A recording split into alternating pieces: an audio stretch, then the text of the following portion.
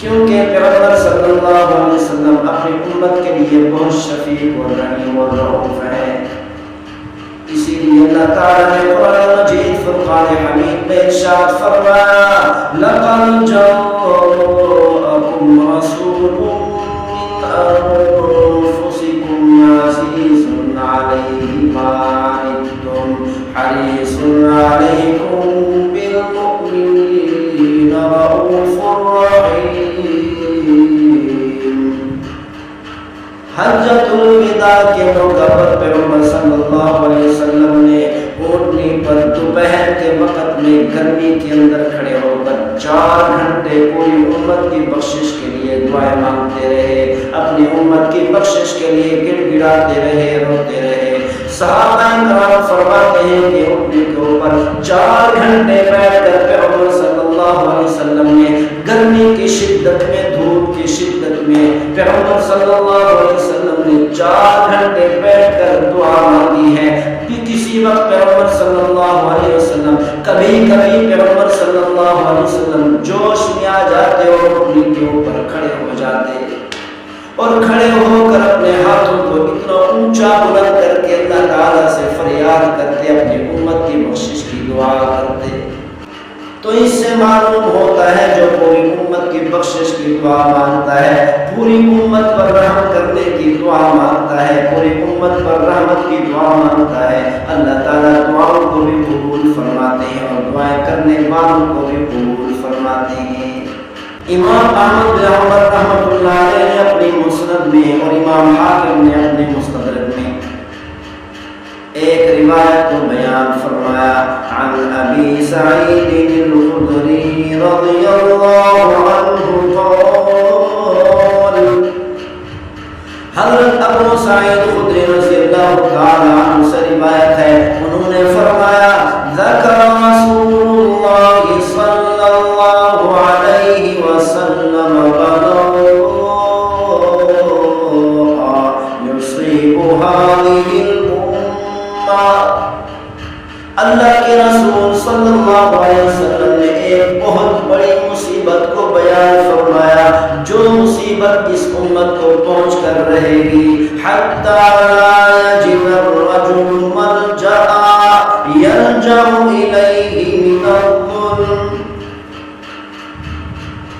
پیغمبر صلی اللہ علیہ وسلم نے فرمایا قرب قیامت اتنا ظلم و ستم ہوگا، دنیا کے اندر اتنی بدامنی ہوگی، خون ریزی پھیلے گی، خون ریزی ہوگی، قتل و غارت ہوگی، ہر جگہ پر فساد ہی فساد ہوگا۔ کسی آدمی کو ایسی پناہ گاہ، کسی آدمی کو کوئی ایسی پناہ گاہ نہیں ملے گی جس پناہ گاہ کے اندر پناہ حاصل کر کے ظلم سے اپنے آپ کو بچا سکے اور اپنے گھر والوں کو اور اپنے بچوں کو بچا سکے۔ جگہ جگہ پر خون ریزی، قتل و غارت ہوگی، لاشوں کے انبار لگا دیے جائیں گے۔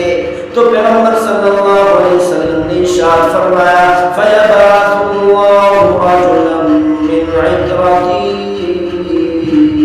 وَأَهْلِ بَيْتِي۔ پیغمبر صلی اللہ علیہ وسلم نے ارشاد فرمایا اسی ظلم و ستم سے جب مسلمان ساری دنیا کے لوگ تنگ آ جائیں گے تو اللہ تعالیٰ میری اولاد میں سے، میری عطرت میں سے، میرے اہل بیت میں سے ایک آدمی کو بھیجے گا جس کا نام محمد ہوگا، جس کے والد کا نام عبداللہ ہوگا، جس کا لقب مہدی ہوگا۔ یعنی کہ پیغمبر صلی اللہ علیہ وسلم نے بتایا اللہ تعالیٰ اس ظلم و ستم کے ہوتے ہوئے، اس ظلم و ستم کے دوران امام مہدی علیہ السلام کو دنیا کے اندر بھیجیں گے، ظاہر فرمائیں گے فَيَمْلَأُ بِهِ الْأَرْضَ قِسْطًا وَعَدْلًا۔ جو امام مہدی علیہ السلام تشریف لائیں گے، دنیا کو ظلم و ستم سے پاک اور صاف کر کے اس دھرتی کے اوپر عدل و انصاف کو بھر دیں گے۔ يَرْضَى عَنْهُ سَاكِنُ السَّمَاءِ وَسَاكِنُ الْأَرْضِ۔ پیغمبر صلی اللہ علیہ وسلم نے ارشاد فرمایا آسمان والے سارے کی ساری مخلوقات، آسمان کے فرشتے، سارے کے سارے فرشتے، وساکن الارض، زمین کے اندر سارے کے سارے مخلوقات امام مہدی علیہ السلام اس کے عدل و انصاف سے خوش ہوگی، راضی ہوگی، خوشیاں منا رہی ہوگی. لا تدع السماء من قطرها شيئا الا صبته مدرارا. اللہ کا یہ آسمان بھی اتنا خوش ہوگا، اتنا خوش ہوگا اور انصاف کو دیکھ کر، انسانوں کے اور سارے کی ساری مخلوقات کے سکون کو دیکھ کر اللہ کا آسمان بھی خوش ہو کر برسنے لگ جائے گا. اپنے اندر ایک قطرے کو بھی باقی نہیں رکھے گا، سارا کا سارا پانی بارش کی صورت میں، موسلادھار بارش کی صورت میں زمین کے اوپر بہا دے گا. وَلَا تَدْعُ الْأَرْضُ مِن نَبَاتِهَا شَيْئًا إِلَّا أَخْرَجَتْ. پیغمبر صلی اللہ علیہ وسلم نے ارشاد فرمایا اس عدل و انصاف سے زمین بھی اتنی خوش ہوگی، اتنی خوش ہوگی، اپنے اندر سے سارے کے سارے نباتات کو بارش کی وجہ سے اپنے سے باہر نکال دے گی. جگہ جگہ پر سبزہ ہوگا، سبزہ لہرا رہا ہوگا، سبزہ لہراتے ہوئے نظر آ رہا ہوگا. زمین بھی خوش ہو رہی ہوگی، آسمان بھی خوش ہو رہا ہوگا، آسمان کی ساری مخلوقات خوشیاں منا رہی ہوگی، زمین کی ساری مخلوقات بھی خوشیاں منا رہی ہوگی. پیغمبر صلی اللہ علیہ وسلم نے ارشاد فرمایا حتی تتمنى الأحياء الأموات، حتیٰ کہ زندہ لوگ تمنا کریں گے، خواہش کریں گے جو لوگ ہم سے دنیا سے پہلے رخصت ہو گئے، کاش کہ آج وہ زندہ ہوتے، خوشیوں کو دیکھتے، اس عدل و انصاف کا اپنی آنکھوں سے مشاہدہ کرتے. جو لوگ یہ سوچتے تھے لگتا ہے کہ قیامت تک کبھی بھی عدل و انصاف نہیں آئے گا، قیامت تک اسی طرح بدامنی رہے گی، فسادات رہیں گے، اے کاش کہ وہ لوگ اب دوبارہ زندہ ہو جاتے، اے کاش کہ اب وہ زندہ ہوتے تو یہ خوشیاں اپنی آنکھوں سے دیکھتے، یا عدل و انصاف اپنی آنکھوں سے دیکھتے کہ جگہ جگہ پر سارے انسان بھی خوشیاں منا رہے ہیں. اللہ کا آسمان کی مخلوقات، اللہ کی زمین اور زمین کی ساری مخلوقات، جانور چرند پرند کیڑے مکوڑے، سارے انسان جنگل کے درندے خوشیاں منا رہے ہیں کہ آج اس زمین کے اوپر اللہ کا عدل و انصاف قائم ہو چکا ہے. فِي ذَلِكَ 7 سنين أو 8 سنين أو 9 سنين. پیغمبر صلی اللہ علیہ وسلم نے ارشاد فرمایا اس عدل و انصاف کو قائم کرتے ہوئے امام مہدی علیہ السلام اس زمین کے اوپر 7 سال تک باقی رہیں گے، حیات رہیں گے.